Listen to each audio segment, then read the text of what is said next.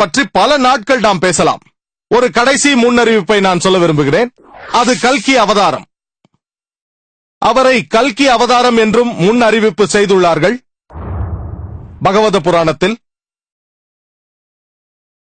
காண்டம் 12 அத்தியாயம் 2 ஸ்லோகங்கள் 18 20 வரை.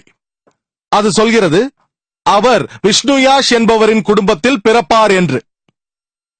சாந்த குணமுடைய உயர்குலத்தில் பிறந்தவர், சம்பாலா என்னும் கிராமத்திற்கு தலைவர். மேலும் அவர் கல்கி என்று அழைக்கப்படுவார் என்கிறது. மந்திரங்கள் 19 20 சொல்கிறது, அவர் உலகத்தின் உன்னத தலைவராக விளங்குவார் என்று. அவருக்கு உன்னத குணாதிசயங்களும் அறிவாற்றலும் வழங்கப்படும் என்கிறது. அவருக்கு 8 விசேஷ குணாதிசயங்கள் வழங்கப்படும் என்கிறது. அவருக்கு ஒரு குதிரை வானவர்களால் வழங்கப்படும். அவர் கையில் வாள் ஏந்தி குதிரையில் சவாரி செய்வார். எதிரிகளை அவர் வீழ்த்துவார். வானவர்கள் அவருக்கு உதவுவார்கள். மேலும் முன் அறிவிப்புகள் பகவத புராணத்தில் காண்டம் 1 அத்தியாயம் 3 ஸ்லோகம் 25 அவர் கலியுகத்தில் பிறப்பார் என்று சொல்லப்பட்டிருக்கிறது. இந்த கல்கி அவதாரம் கலியுகத்தில் பிறப்பாராம். அந்த காலத்தில் அரசர்கள் திருடர்களைப் போல நடப்பார்களாம். அவர் விஷ்ணு யாஷின் குடும்பத்தில் பிறப்பாராம். கல்கி என்று அழைக்கப்படுவாராம். இதே கல்கி அவதாரத்தை கல்கி புராணத்திலும் சொல்லப்படுகிறது. அத்தியாயம் 2 வசனம் 4 விஷ்ணு யாஷின் குடும்பத்தில் அவர் பிறப்பார் என்று அது சொல்கிறது. கல்கி புராணம் அத்தியாயம் 2 வசனம் 5 சொல்கிறது, அவர் மார்க்கத்தை பரப்புவதற்கு 4 தோழர்கள் அவருக்கு உதவி செய்வார்கள் என்று. கல்கி புராணம் அத்தியாயம் 2 வசனம் 7 போர்க்களத்தில் வானவர்கள் அவருக்கு உதவி செய்வார்கள் என்று. கல்கி புராணம் அத்தியாயம் 2 வசனம் 11 சொல்கிறது, அவர் விஷ்ணு யாஷின் குடும்பத்தில் சுமதியின் வயிற்றில் குழந்தையாக பிறப்பார் என்று. கல்கி புராணம் அத்தியாயம் 2 வசனம் 15 சொல்கிறது, அவர் மாதவ மாதத்தின் முதல் பாதியில் பிறப்பார் என்று. கல்கி அவதாரத்தை பற்றி மட்டுமே ஒரு சொற்பொழிவை நாம் நடத்தலாம். ஆனால் ஒரு சில விஷயங்களை மட்டும்தான் இங்கு சொல்லியிருக்கிறேன். இந்த முன்னறிவிப்புகள் என்ன சொல்கின்றன? முதலாவதாக, கல்கியின் தந்தையின் பெயர் விஷ்ணு யாஷ் என்று அதில் சொல்லப்பட்டிருக்கிறது. விஷ்ணு யாஷை நாம் மொழிபெயர்த்தால் விஷ்ணுவை வழிபடுபவர், இறைவனை வழிபடுபவர் என்று பொருள். நபிகள் நாயகம் அவர்களின் தந்தையின் பெயர் என்னவென்றால் அது அப்துல்லா, இறைவனுக்கு கட்டுப்படுபவர், அல்லாவை வழிபடுபவர் என்று அதற்கு பொருள். இரண்டாவதாக, கல்கி அவதாரத்தின் தாயாரின் பெயரானது சுமதி என்று கூறப்பட்டுள்ளது. சுமதி என்ற பெயரை ஆங்கிலத்தில் மொழிபெயர்த்தால் அமைதி என்று பொருள். நபிகள் நாயகம் அவர்களின் தாயாரின் பெயர் ஆமினா, அதை ஆங்கிலத்தில் மொழிபெயர்த்தால் அமைதி என்று பொருள். மேலும் அவர் சம்பாலா என்ற கிராமத்தில் பிறப்பார் என்று கூறப்பட்டிருக்கிறது. சம்பாலாவை மொழிபெயர்த்தால் அமைதியும் பாதுகாப்பும் நிலவும் இடம் என்று பொருள். அதே போல் நபிகள் நாயகம் அவர்களின் பிறப்பிடம் மக்கா, அதை தாருல் அமன் என்று அழைப்பார்கள், அதாவது அமைதியும் பாதுகாப்பும் நிலவும் இடம். அவர் மக்காவில் பிறப்பார் என்றும் கூறப்பட்டிருக்கிறது. மேலும் அவர் சம்பாலா கிராமத்தின் தலைவர் குடும்பத்தில் பிறப்பார் என்றும் கூறப்பட்டிருக்கிறது. நபிகள் நாயகம் அவர்களும் மக்காவின் தலைவரின் வீட்டில் பிறந்தார் என்று நம் அனைவருக்கும் தெரியும். குரேஷியர் வம்சாவழியில் பிறந்தார். மேலும் கல்கி மாதவ மாதத்தின் முதல் பாதியின் 12ஆம் நாள் பிறப்பார் என்று கூறப்பட்டுள்ளது. நபி அவர்கள் சந்திர நாள் குறிப்புப்படி ரபியுல் அவல் மாதத்தில் 12ஆம் நாள் பிறந்தார்கள் என்று நமக்கு தெரியும். மாதவ மாதத்தின் 12ஆம் நாள் என்பது ரபியுல் அவல் 12ஆம் நாளுக்கு ஒப்பாகும்.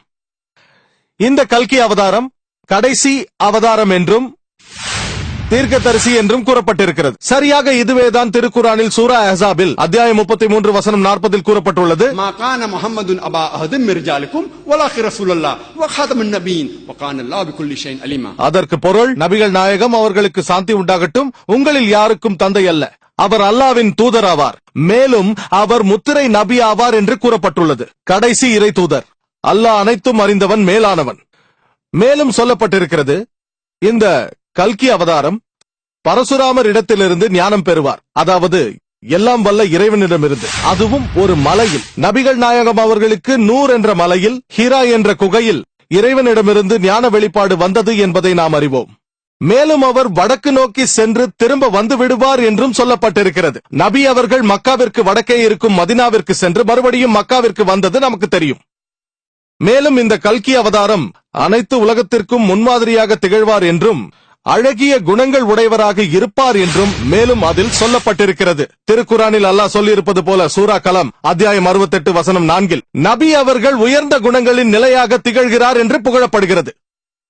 மேலும் கல்கி அவதாரம் 8 விசேஷ குணாதிசயங்கள் உள்ளவராக இருப்பார் என்று சொல்லப்பட்டிருக்கிறது. கல்கி புராணத்திலும் பகவத் புராணத்திலும் சொல்லப்பட்டிருக்கும் 8 குணாதிசயங்கள் ஞானம், சுய கட்டுப்பாடு, மரியாதைக்குரிய பாரம்பரியம், ஞான வெளிப்பாட்டு அறிவு, வீரம், தர்ம சிந்தனை, நன்றி பாராட்டும் தன்மை, மேலும் அளவான வார்த்தை. நபிகள் நாயகம் அவர்கள் மேலே சொல்லப்பட்டிருக்கும் எல்லா குணாதிசயங்களும் உள்ளவர் என்று தெரியும். மேலும் கல்கி அவதாரம் உலகத்திற்கு போதனையாளர் என்று சொல்லப்பட்டிருக்கிறது. அல்லாஹ் திருக்குரானில் சொல்வது போல சூரா சபாவில் அத்தியாயம் 34 வசனம் 28 வமா அர்சல்னாகா இல்லா காஃபத்தல் லின்னாஸ் பஷீரா வ நஸீரா நபியே, நாம் இந்த உலகத்திற்கு உம்மை தீமையை எச்சரிப்பவராகவும் நன்மாராயம் கூறும் தீர்க்கதரிசியாக அன்றி அனுப்பவில்லை. ஆனால் பெரும்பாலானோர் இதை அறிவதில்லை. மேலும் கல்கி அவதாரத்திற்கு எல்லாம் வல்ல இறைவன் ஒரு குதிரையை பரிசாக அளிப்பார் என்று சொல்லப்பட்டிருக்கிறது. நமக்கு தெரியும், நபிகள் நாயகம் அவர்களுக்கு புராக் என்ற வாகனம் கொடுக்கப்பட்டது.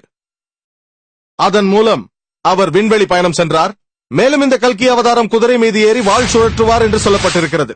நபி அவர்கள் அனைத்து போர்களிலும் கலந்து கொண்டார் என்று நமக்கு தெரியும். இந்த போர்கள் எல்லாம் தற்காப்புக்காக நடத்தப்பட்டவை. மேலும் அவர் தளபதியாக இருந்த போதிலும் போரில் பங்கேற்று குதிரை மீது ஏறி வலது கையில் வாள் ஏந்தி இருந்தார் என்று நமக்கு தெரியும். மேலும் சொல்லப்பட்டிருக்கிறது, கல்கி அவதாரத்திற்கு 4 நண்பர்கள் மார்க்கத்தை பரப்ப உதவி செய்வார்கள் என்று. அது 4 கலிப்பாக்களை குறிக்கிறது என்று நமக்கு தெரியும். அவர்களின் பெயர் அபு பக்கர், உமர், உஸ்மான், மேலும் அலி. அவர்களுக்கு சாந்தி உண்டாகட்டும். இவர்கள் அனைவரும் குலாஃபாயே ராஷிதீன், நேர்வழியில் நின்ற இஸ்லாத்தின் கலிஃபாக்கள். மேலும் மார்க்கத்தை பரப்பினார்கள்.